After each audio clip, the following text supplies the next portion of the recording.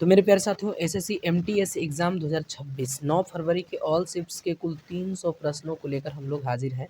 मेरे प्यारे साथियों, जितने भी प्रश्न हैं 100% एक्यूरेट और ऑथेंटिक्स प्रश्न हैं।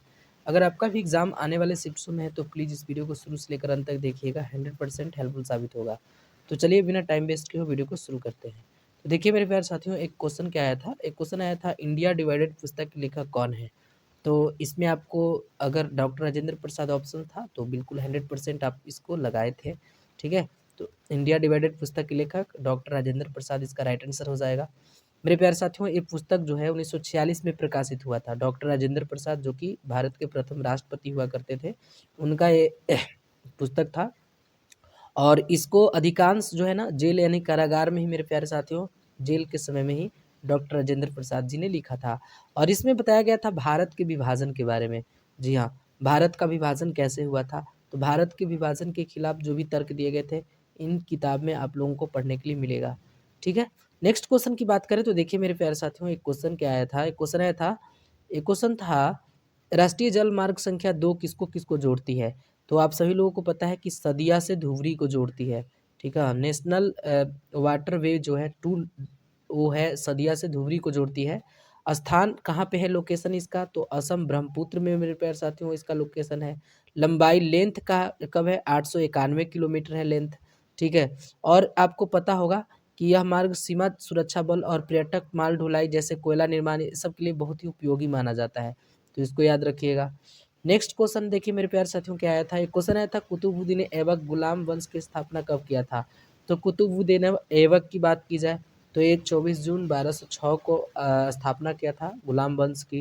कुतुबुद्दीन ऐबक के बारे में अगर आप लोग को पढ़ना है तो बहुत सारे क्वेश्चन यहाँ से आते हैं। आपको पता होगा कि कुतुबुद्दीन ऐबक राज्याभिषेक उसका कब हुआ था, तो जून 1206 में हुआ था, लाहौर में। कहाँ हुआ था? लाहौर में मेरे प्यारे साथियों हुआ था। शासनकाल कब से कब तक था? तो देखिए शासनकाल 1206 से लेकर के 1210 तक, आपको लगभग 4 सालों तक ये शासन किया है दिल्ली सल्तनत पे। उसके बाद गुलाम वंश का एक ये संस्थापक था जिसको हम लोग मामलुक वंश भी कहते हैं। गुलाम वंश का संस्थापक आपका यही था, ठीक है। मामलुक वंश भी इसको कहा जाता है। उपाधि बहुत सारा लिया है, लाख वक्स जिसको लाखों का दान देने वाला उपाधि लिया था। निधन इसका हो गया था 1210 में, चौगान खेलते समय मेरे प्यारे साथी घोड़ा से गिर करके मर गया था। तो इतने फैक्ट्स को आप लोगों को ध्यान में रखने थे। नेक्स्ट क्वेश्चन की बात करें तो देखिए एक क्वेश्चन क्या आया था, एक क्वेश्चन आया था, खोखरी जनजाति, जी हाँ, खोखर जनजाति किस क्षेत्र में पाया जाता है? तो खोखर जनजाति पंजाब और हरियाणा में पाया जाता है। तो ये दोनों ऑप्शन में या तो पंजाब होगा या तो हरियाणा होगा। तो इन दोनों में से जो भी ऑप्शंस होंगे आप उसको सही कर दिए होंगे, ठीक है। नेक्स्ट क्वेश्चन देखिए, एक क्वेश्चन आया था, भारतीय जीवन बीमा निगम लिमिटेड यानी एलआईसी की स्थापना कब हुआ था? तो एलआईसी की बात करें तो इसकी स्थापना 1 सितंबर 1956 को हुआ था। जी हाँ, एलआईसी की स्थापना 1 सितंबर 1956 को हुआ था। अगर आपसे मुख्यालय पूछ देगा तो एलआईसी यानी भारतीय मतलब लाइफ इंश्योरेंस कॉर्पोरेशन लिमिटेड, इसका मेरे प्यारे साथियों मुख्यालय महाराष्ट्र में है, मुंबई महाराष्ट्र में, याद रखिएगा, ठीक है। नेक्स्ट क्वेश्चन की बात करें तो देखिए एक क्वेश्चन क्या आया था, अंतरिक्ष में जाने वाले पहले भारतीय कौन थे?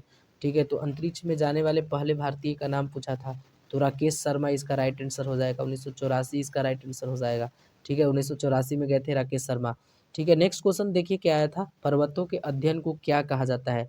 तो मेरे प्यारे साथियों देखिए, पर्वतों के अध्ययन को आप लोगों को बताना है क्या कहा जाता है, पूछा था।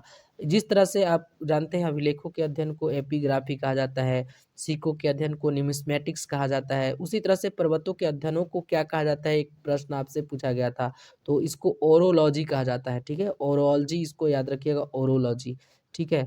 तो नेक्स्ट क्वेश्चन देखिए क्या क्वेश्चन आया था, देखिए एक प्रश्न आया था, 2025 में किस देश ने अपना पहला आर्टिफिशियल इंटेलिजेंस संचालित उपग्रह लॉन्च किया था?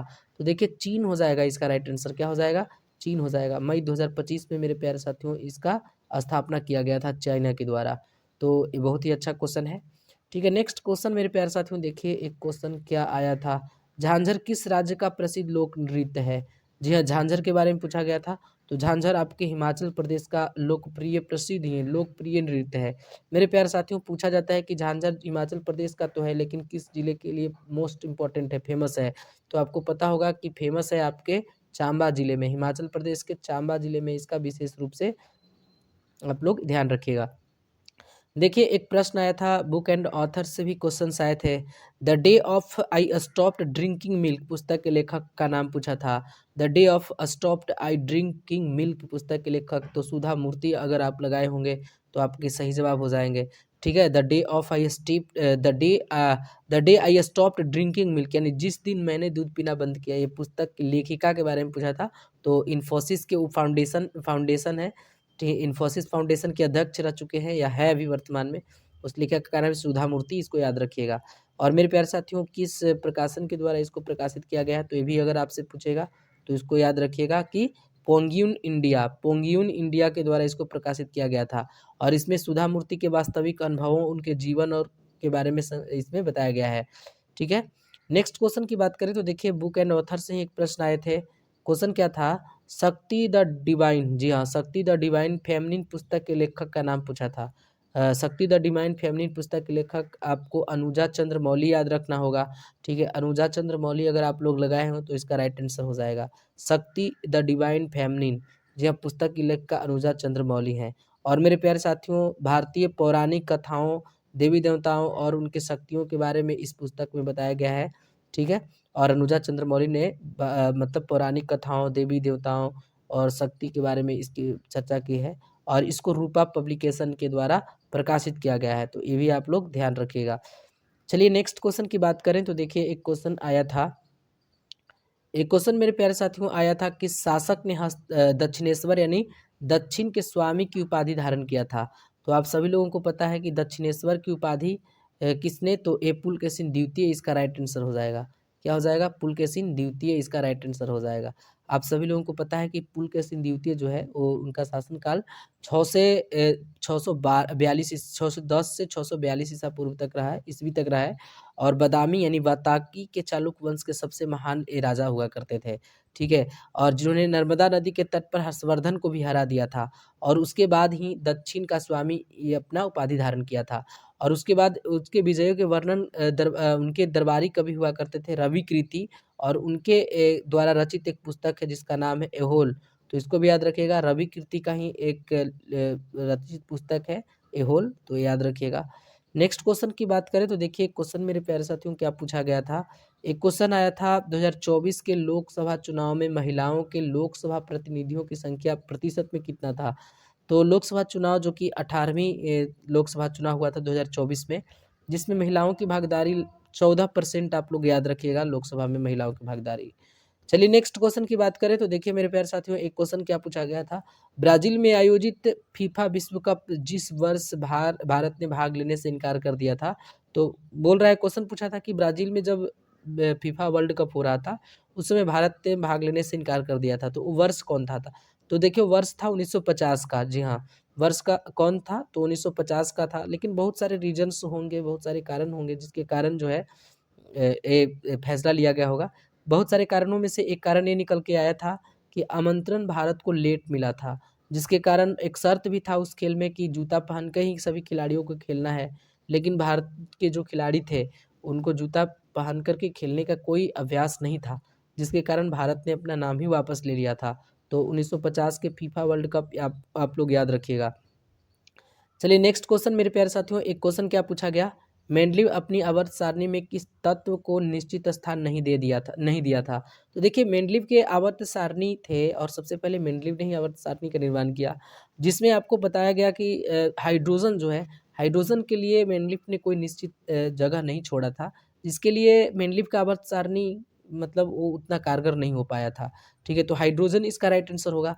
चलिए अब मेरे प्यारे साथियों मेंडलीव के आवर्त सारणी के अलावे और भी बहुत सारे क्वेश्चन इससे बनेंगे, तो क्या क्या क्वेश्चंस बनेंगे, तो क्वेश्चन देखिए बनेंगे कि आधुनिक आवर्त सारणी के खोजने वाले व्यक्ति का नाम बताइए। तो हेनरी मोजले का नाम आता है, उसको याद रखिएगा। ठीक है, आधुनिक आवर्त सारणी में तत्वों को उसके बढ़ते क्रम में रखा गया है, तो परमाणु क्रमांक को उनके बढ़ते क्रम में रखा गया है। जबकि अगर हम लोग मेंडलीव के आवर्त सारणी में देखेंगे तो एटॉमिक नंबर नहीं बल्कि एटॉमिक मास को बढ़ते क्रम में रखा गया है, लेकिन आधुनिक आवर्त सारणी में परमाणु संख्या पे आधारित है, इसको याद रखिएगा। नेक्स्ट क्वेश्चन की बात करें तो मेरे प्यारे साथियों नेक्स्ट क्वेश्चन आप लोग देखिए क्या आ सकता है, आधुनिक आवर्त सारणी में कितने आवर्त और कितने वर्ग हैं। तो आधुनिक आवर्त सारणी की बात करें तो 7 आवर्त होंगे और 18 वर्ग इसको भी ध्यान रखना है। सबसे हल्की धातु कौन सी है? तो लिथियम को याद रखिएगा सबसे हल्की धातु। अगर सबसे हल्की गैस के बारे में पूछेगा तो हाइड्रोजन को याद रखिएगा। क्या? हाइड्रोजन को याद रखिएगा। देखिए और भी क्वेश्चंस आएंगे। और क्या क्वेश्चंस आएंगे? तो कौन सी अधातु कमरे के तापमान पर तरल यानी लिक्विड फॉर्म में होता है?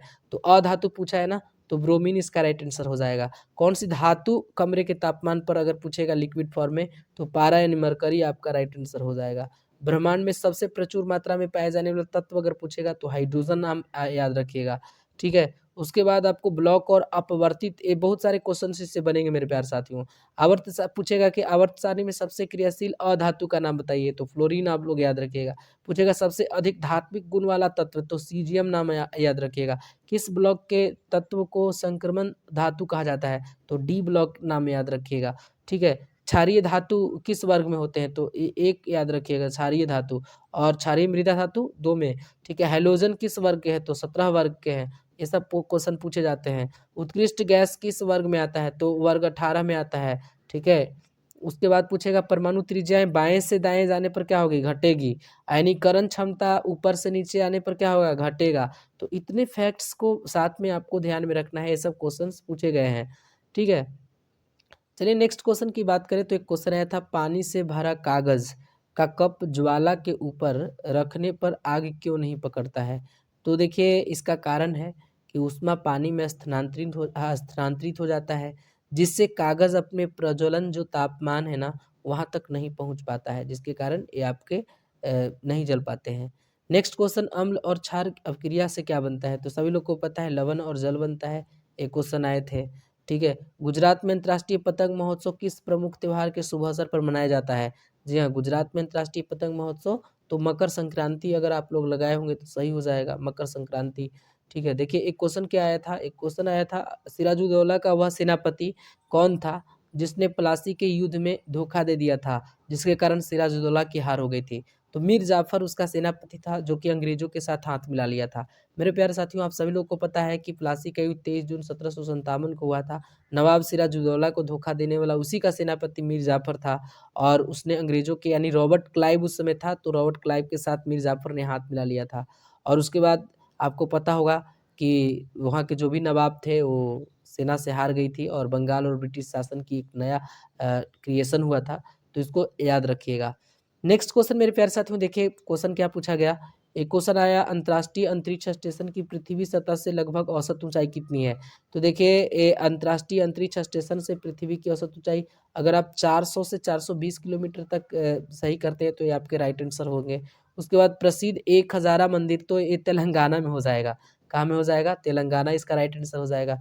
हिंद स्वराज पुस्तक के लेखक तो महात्मा गांधी, 1909 में इसका स्थापना महात्मा गांधी ने किया था साउथ अफ्रीका में। ठीक है। उसके बाद देखिए नेक्स्ट क्वेश्चन, 2011 की जनगणना के अनुसार कौन सी राज्य की जनसंख्या सबसे अधिक थी? तो उत्तर प्रदेश अगर आप लोग लगा रहे हैं तो इसका राइट आंसर हो जाएगा उत्तर प्रदेश। ठीक है। कजरी किस राज्य का प्रसिद्ध लोक नृत्य है? तो कजरी उत्तर प्रदेश का हो जाएगा। क्या हो जाएगा? उत्तर प्रदेश इसका राइट आंसर हो जाएगा। उसके बाद देखिए क्वेश्चन, माउंट आबू स्थित दिलवारा का जैन मंदिर परिसर में कुल कितने मंदिर समूह हैं? तो 5 अगर लगाए हैं तो इसका राइट आंसर 5 हो जाएगा। ठीक है। रजिया सुल्तान किस वर्ष अपने सिंहासन से हटाई गई थी? तो मेरे प्यारे साथियों रजिया सुल्तान 1240 में हटाई गई थी दिल्ली सल्तनत से। तो मेरे प्यारे साथियों ये थे 9 फरवरी के ऑल शिप्स के प्रश्न जो कि 100% एक्यूरेट और ऑथेंटिक्स थे। अगर आप लोग अभी चैनल पे नए हैं तो प्लीज़ चैनल को सब्सक्राइब करके बेल आइकन को प्रेस कर लीजिएगा, ताकि जब भी मैं कोई नए वीडियो को अपलोड करूँ उसका नोटिफिकेशन सबसे पहले आप तक पहुँचे। तो चलिए आज के लिए बस इतना ही। मिलते हैं हम लोग नेक्स्ट वीडियो में, नेक्स्ट शिफ्ट के क्वेश्चंस को लेकर के। तो आज तक इतना ही। चलिए।